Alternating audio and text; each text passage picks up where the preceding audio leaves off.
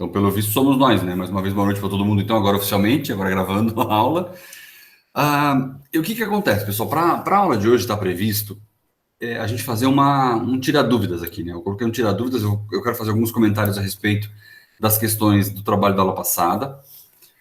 Mas a ideia é que a gente possa realmente fazer um tira-dúvidas, porque pelo nosso planejamento a gente tem a aula de hoje, e eu estava falando antes aqui para o Clóvis, nós temos 2 semanas de recesso e a gente retorna lá no dia 28.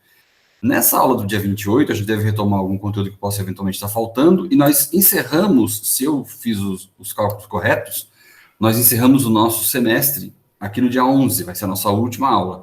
Nessas 3 aulas aqui, eu devo propor um trabalhinho para vocês, alguma coisinha que vocês devam apresentar para a gente remotamente também e tal, alguma coisa sobre algum conteúdo que possa ter ficado para trás, aí a gente pode ver vetores, matrizes, alguma coisa assim, aí vocês vão ter bastante material para pesquisar, mas isso lá no dia 28 a gente vai combinar, tá? Combino com vocês dia 28, a gente prepara no dia 4 e vocês apresentam no dia 11, para ter bastante tempo aí para se preparar e apresentar. Vai ter que ser individual, claro, porque vocês estão separados aí, né? A gente pode bolar uma estratégia aí. Então, esse é basicamente o planejamento do nosso final de semestre, né? Nós já temos as 2 notas de vocês lá, com essa seria uma terceira.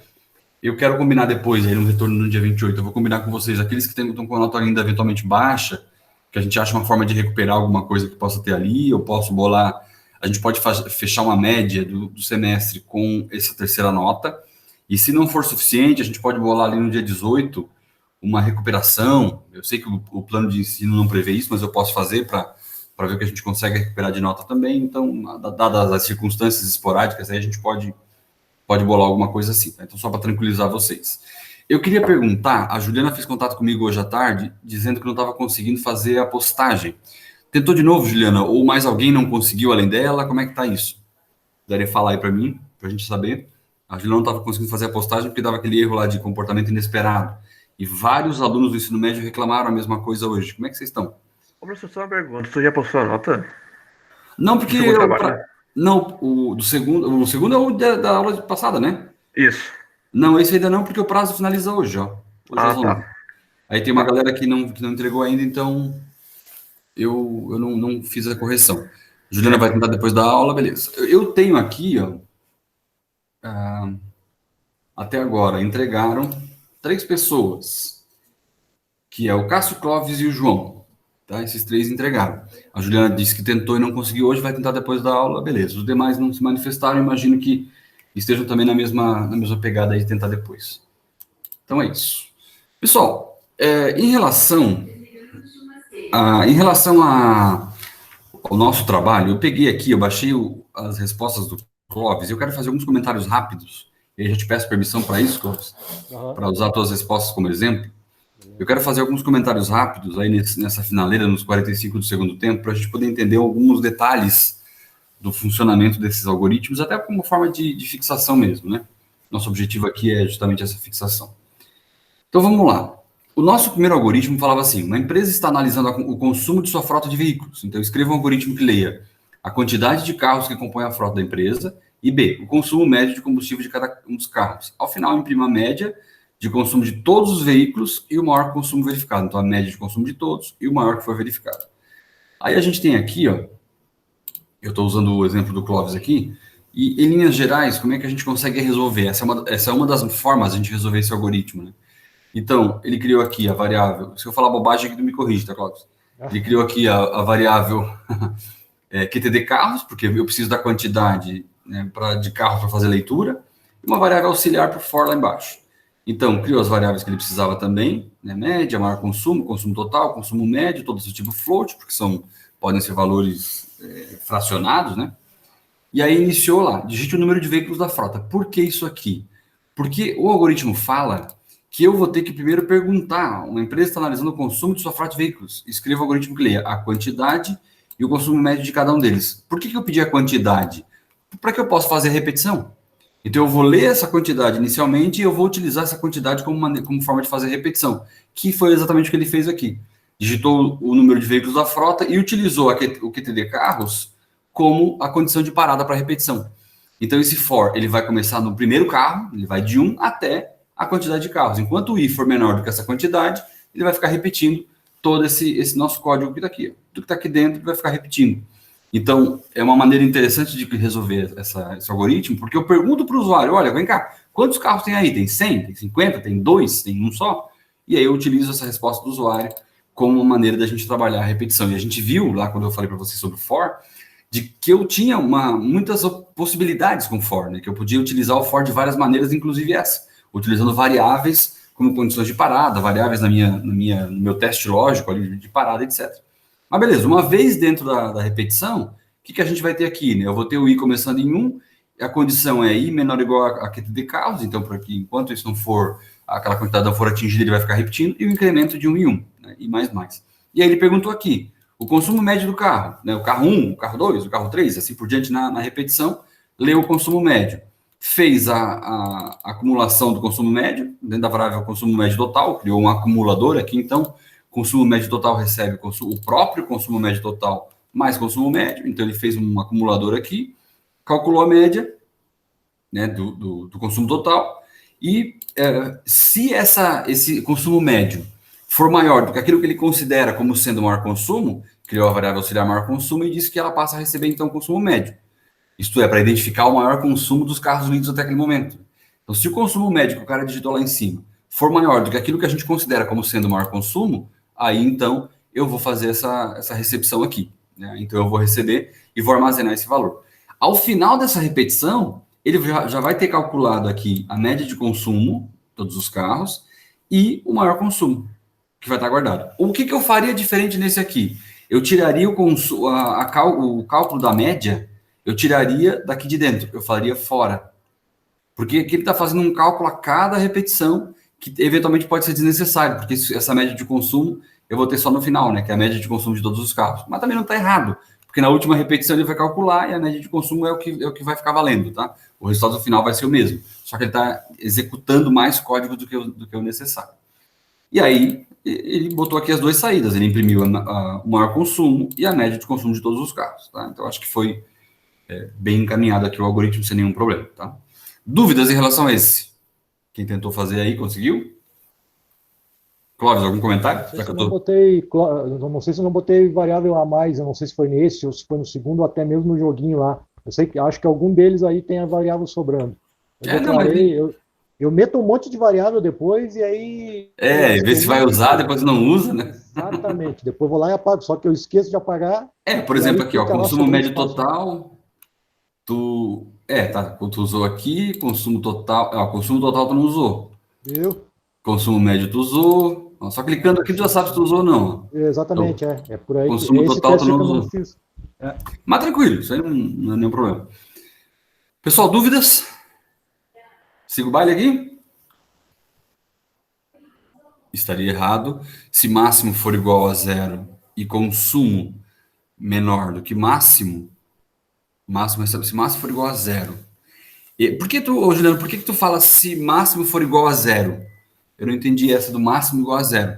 Se consumo for menor do que máximo, eu não entendi. Isso, eu estou imaginando que tu está fazendo esse cálculo aqui, essa checagem para descobrir o maior, né? Soma, recebe, soma mais consumo. Isso, então veja só. Tu está dizendo o seguinte, se o máximo, que é o consumo que tu considera que é a tua variável auxiliar, for igual a 0, e eu tiraria, veja só, eu tiraria aquele máximo igual a 0, porque ele só vai fazer a checagem se a variável máximo tiver 0 dentro dela. O que não é verdade, porque eu posso ter na primeira rodada, o cara digitou 1 como média, né, o máximo ali, como consumo. Esse 1 é maior do que qualquer coisa. Então, naquela primeira execução, o máximo vai ser o 1, que é o consumo que foi verificado naquele momento. Agora, ele já não é mais igual a 0, tu entende? Então, na segunda rodada, o cara vai digitar 100, o 100 é maior do que 1. Deveria entrar aqui. Ou menor, sei lá. Enfim, deveria entrar aqui. Só que se ele for igual a 0, isso já não vai acontecer. Então, eu tiraria isso aqui. Consumo. E aí, veja só, eu acho que uma outra coisa que tu confundiu é quando eu falo ali, ó, consumo médio maior. Eu pego ali, ó, o consumo médio de combustível de cada um dos carros, afinal, imprima a média de consumo de todos os veículos e o maior consumo verificado. E tu está perguntando se é menor, ó, consumo for menor do que o máximo. Ah, não, tu está certo na tua lógica. Se o consumo for menor do que o máximo. Então, eu só tiraria essa questão do igual a 0, tá? Porque senão, quando a variável máximo for diferente de zero, ele não vai fazer ele não vai entrar aqui nesse if. Isso vai acontecer já na segunda rodada, na segunda repetição. São 5 carros. O primeiro ele vai entrar e vai tirar zero de dentro do máximo. Na segunda repetição, ele já não vai entrar mais, porque a variável máxima já não é igual a zero. Tu entendesse essa explicação? Então eu tiraria isso aqui, e aí, como o Cláudio botou aqui, ó, só a pergunta: consumo médio é maior do que maior consumo? Se o consumo médio, que o cara acabou de digitar, for maior do que aquilo que eu considero como sendo maior consumo, eu vou armazenar, senão eu ignoro. Essa é basicamente a lógica, tá? Show de bola. De lambuginha essa, ainda dá tempo de corrigir, viu? Se tiver uma coisinha errada no de vocês, eu dou uma colher de chá. Vamos lá então, vocês estão pegando a tela ali e fazendo print da tela? Né? Não, eu tô gravando, daqui a pouco eu boto no Siga. Tá, também tem a gravação. Tem a gravação. Não, o objetivo aqui é que a galera aprenda, não tem muito mistério. Sim, claro. Vamos lá. O 2, tá? O 2 era bem legalzinho também, ele dizia o seguinte: a concessionária de energia elétrica está procurando descobrir a média de consumo de um grupo de consumidores nos meses de janeiro e fevereiro. Faça um algoritmo que leia o consumo da residência destes 2 meses em forma média simples. Observe que não podem ser informados valores negativos para o consumo. Logo, verifique se o valor digitado é adequado. E ao final, pergunte se o cara quer continuar ou não. Se ele quer fazer mais um cálculo. Se sim, repita os procedimentos. Então, vamos lá. Vamos ver como é que o Clóvis fez aqui. Então, ele criou lá as variáveis que ele vai utilizar, consumo de janeiro, de fevereiro e a variável para média.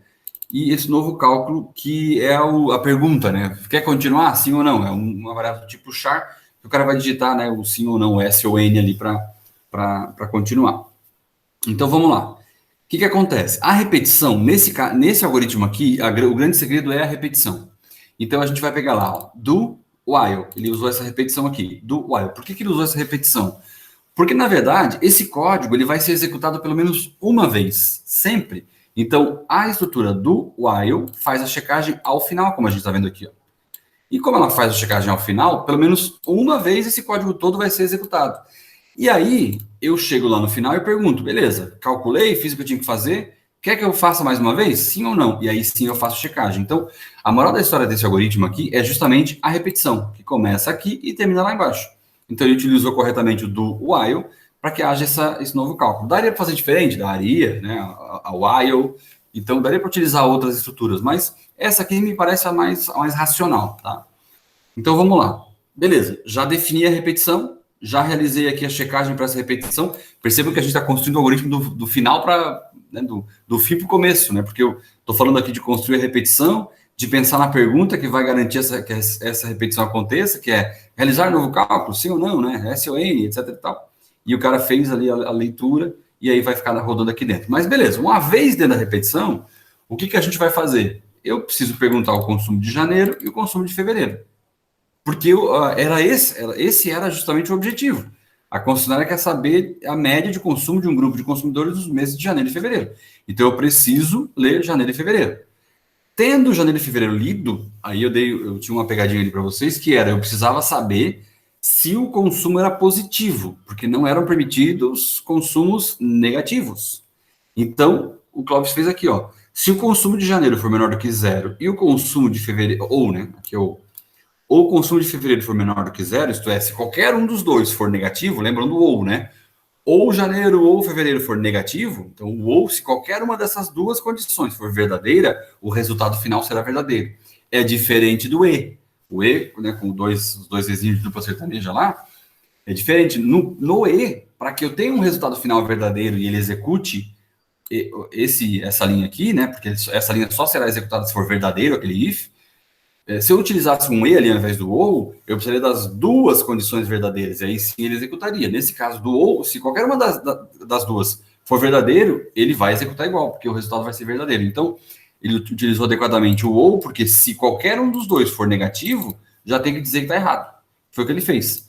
Ou janeiro ou fevereiro for menor do que zero, já botou lá. O valor do consumo não pode ser negativo e encerra o negócio sem fazer cálculo nenhum. Mas em não sendo, os dois são positivos, tem consumo de janeiro e fevereiro. Aí ele cai no else. Porque se isso aqui for falso e isso também for falso, ele vai pular para cá e vai executar o else. E aí no else é onde a mágica acontece. Que é o quê? A média de consumo. Somos 2 dividido por 2. e mostra na tela. A média de consumo do período de janeiro e fevereiro é em quilowatts-hora tal. Está aqui. Está o cálculo apresentado corretamente. O que falta agora? Perguntar se o cara quer realizar mais um cálculo. Se ele responder que sim, né, se for igual a sim, volta lá e repete tudo de novo. Tá? Os segredos desse algoritmo, galera, é saber utilizar a repetição corretamente, porque a gente pega todo o resto ali de if, eram coisas mais simples, né? Então, bom, precisa fazer um if para checar se o consumo, isso aqui você já sabia fazer. Era algo que a gente já estava batendo bastante aqui, né? Mas, na minha opinião, o desafio aqui era escolher corretamente a repetição e fazer corretamente a estrutura que vai checar se o usuário quer fazer um novo cálculo ou não. Porque se eu não fizer isso corretamente, né, variável novo cálculo, checar a variável novo cálculo aqui embaixo, com S digitado pelo cara, eu vou entrar no loop infinito aqui, nunca vou sair dessa repetição. Então, eu acho que esse é o desafio desse algoritmo. Para além disso, leitura simples, né, entradas simples, a checagem do if, se eles são negativos ou não, o cálculo de média que a gente já está careca de saber como faz, e depois mostra na tela o resultado, tá? Dúvidas? Professor, Fala aí. Nessa questão, tipo, eu bati a cabeça muito que eu não consegui encerrar ela com a letra, tipo assim, sim ou não, S ou N. Eu botei assim, ó, caso queira continuar, digite sim, se não, 0. Eu usei 0 ou 1 para conseguir, porque Perfeito. Cara, é uma bela saída. E vou te dizer por que tu não está conseguindo. Observe o que o Clóvis fez aqui, ó. Tá vendo que ele deixou um espacinho aqui? Sim. Essa foi uma dica que eu dei para vocês, um dos exercícios que a gente fez. Talvez tenha te passado batido, Cássio. Porque assim, ó, isso é um pepino do C, tá? Tem forma de tratar isso, mas são coisas mais avançadas que a gente não quis entrar nesse mérito agora. Isso é um pepino do C pelo seguinte, do C e do sistema operacional. Existe uma coisa no sistema operacional chamada buffer. Tem vários buffers. O processador tem um buffer de I/O, de entrada e saída, que faz o seguinte, tudo que eu digito no meu teclado é armazenado nesse buffer de I/O, de entrada e saída, e ali, desse buffer, é tratado pelo processador. Só que o processador vai tirar desse buffer só aquilo que interessa. Então, veja, quando eu digitei qualquer coisa lá e apertei no Enter, o Enter, sei lá, digitei S, tá? S, Enter. Ele vai gravar o caractere S e um caractere da tabela ASCII2 correspondente à função Enter. Então, o Enter também é armazenado como um conjunto lá de 8 bits, como se fosse um caractere de texto convencional. Só que o comando scanf, ele não lê, ele entende que o scanf ele vai pegar o que está na memória, o que está nesse buffer, e vai armazenar na memória RAM do computador. Só que ele vai pegar o que interessa para ele. Ele vai pegar o quê? O S. Né? Então, os comandos scanf que vocês deram lá atrás, esses aqui de cima, ele está pegando lá o consumo de janeiro e de fevereiro, esse último principalmente, ó, ele vai pegar o consumo de janeiro e fevereiro, mas vai deixar para trás, no buffer, aquele lixozinho, aquele caractere correspondente ao Enter, que não será processado por este scanf. Só que esse caractere vai continuar lá no bufferzinho, na memória, esperando mais um outro scanf para tirar ele de lá. Só que aí quando a gente chega aqui, ó, por que esse cara não fez a leitura desse caractere de Enter? Porque ele é um valor real, tá vendo aqui? Ele é um valor real. E o Enter é um caractere. Logo, o scanf não pegou. Opa, isso não é para mim, isso é caractere, não me interessa. Se fosse um número com vírgula, eu até pegar, mas não é. Então ele deixou lá. Só que daí a gente chega aqui e a gente tem um scanf que utiliza a diretiva do C, que é caractere, que é a oportunidade correta para desovar aquele caractere de Enter que estava, né, atrapalhando o buffer de memória lá. Aí quando a gente dá um scanf percentual C de caractere, a primeira coisa que entra é o caracterezinho de teclado. Isso é um erro básico do C e, né, nesse trabalho com sistemas operacionais. Já tem forma de resolver isso, mas isso é detalhe para a gente não deu muita bola. Aí, assim, mas uma gambiarra que a galera faz bastante é isso aqui, ó. Deixar esse espacinho aqui. Por quê? Vocês lembram que eu falei para vocês que tudo que eu coloco dentro das aspas a gente chamou de máscara, né? Então, lembra das datas que a gente bota a barra? Sim. O que acontece? Tudo que eu coloco ali, ela acaba sendo uma máscara. Então, quando eu boto a barra, se o usuário digitar a barra, ele vai, 0 mata 0, sabe? A barra que eu botei no scanf com a barra que o usuário digitou, elas são ignoradas. Então, ele vai armazenar somente o número. Então, eu botei lá, 10/01. Se eu botar aqui no scanf, percentual F, barra, percentual F, aquela barra vai se anular com a barra que o usuário digitou. Quando eu boto esse espaço aqui, ó, esse espaço que eu coloquei, ele anula aquele Enter que ficou no buffer de memória. Então, o scanf tem o seguinte, bom, isso aí é uma máscara que o cara inventou, eu vou esperar primeiro que tenha lá um espacinho, E aí ele encontra esse espacinho naquele caractere do buffer que está lá, do enter, e depois vem a letra. E aí por isso que funciona assim. Uma gambiarrinha simples que resolve esse problema, tá? Mas dei essa volta toda para vocês entenderem, mas para te dizer que tudo bem, tá? Eu não estabeleci regra nenhuma. Para continuar, digite 1, para sair, digite 0. De boa. É a forma mais fácil que a galera usa para evitar esse tipo de problema, tá? Não tem nenhum. Fica bem tranquilo que tá tudo certo. Tá.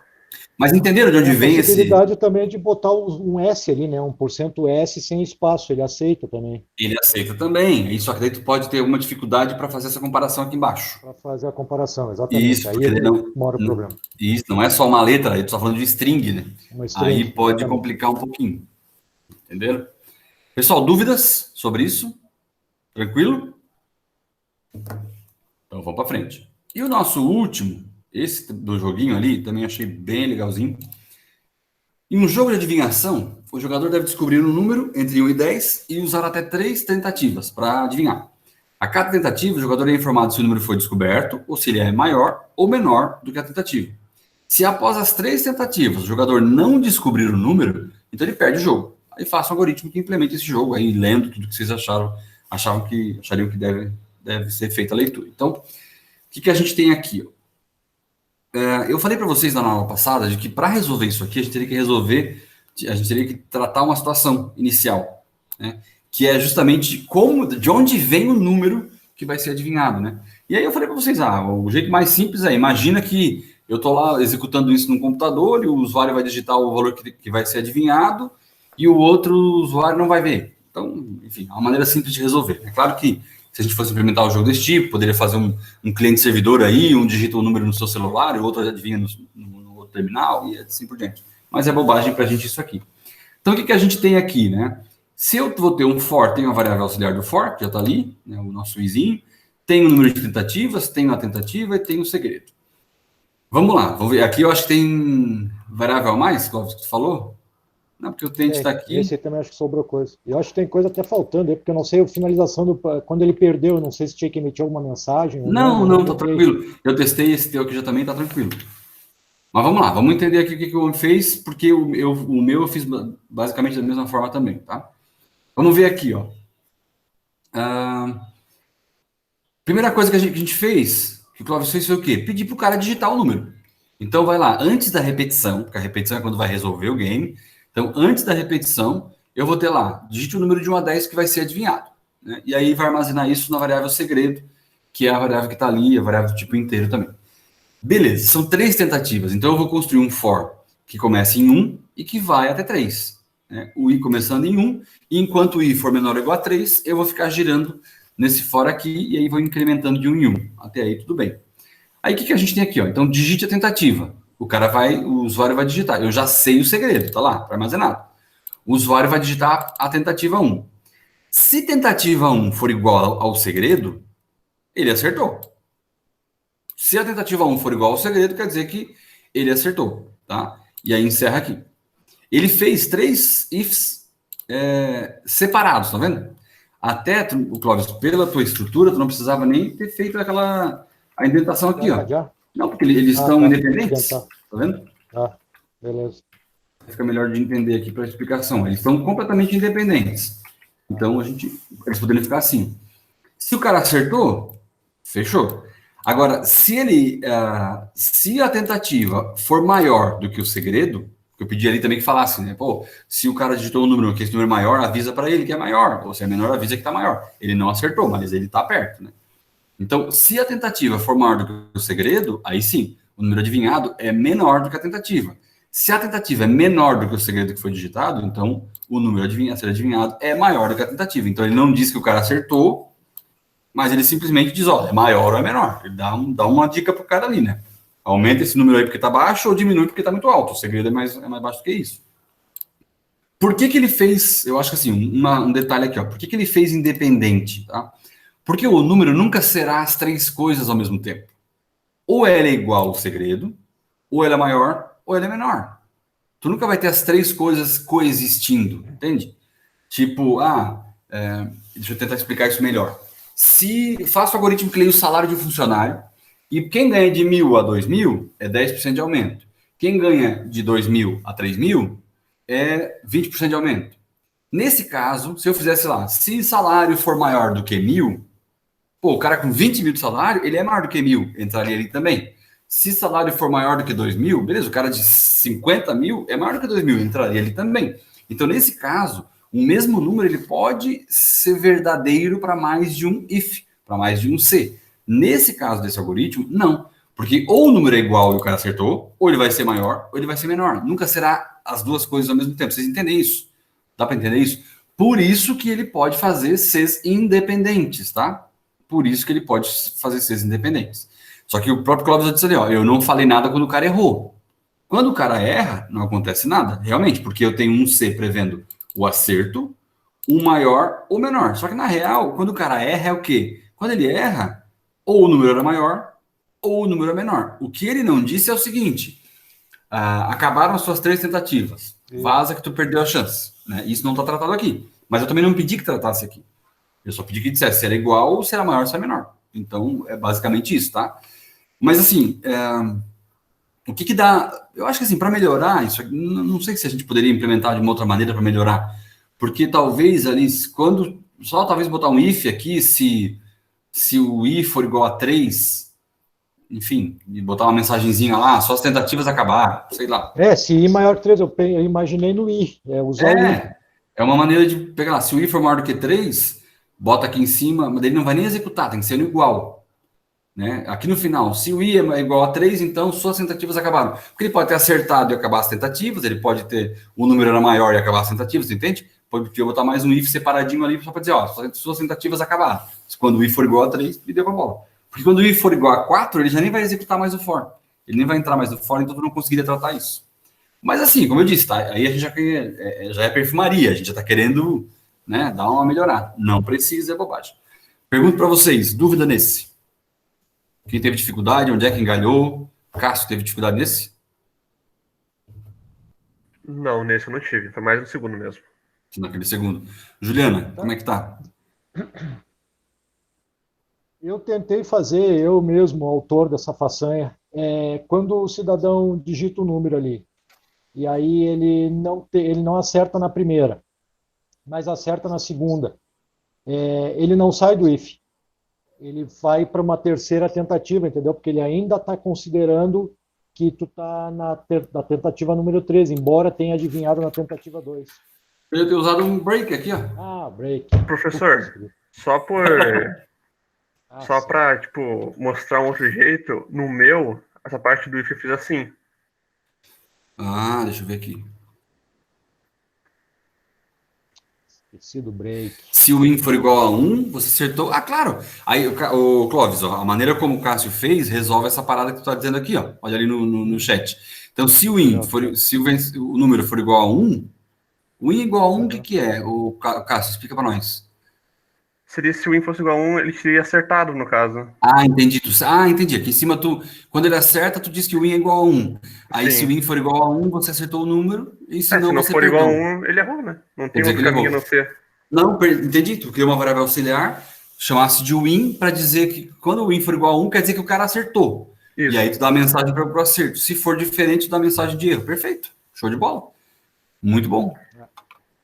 O número é menor. É isso aí. Não, show de bola. Tu implementou essa situação que a gente está falando aqui, você acertou, né? Isso. Não, perfeito. E o Clóvis, a história do break, né? Que eu mostrei aqui, tu poderia ter usado um break aqui e ele teria encerrado a repetição. Mas também, gente, assim, ó, percebe que como tá tudo na nossa cara e a gente vai utilizando de acordo com a nossa, enfim, da maneira como a gente vai lembrando, vai, né? Mas é isso, galerinha. Dúvidas gerais aí. Né? Necessidade, é isso aí. Agora tu nunca mais esquece do break. Não, com certeza. Nunca mais esquece do break. Pessoal, mais alguma dúvida? Como é que vocês estão aí? Tranquilo? Por mim tá tudo certo. Os dois que estão quietos ali embaixo?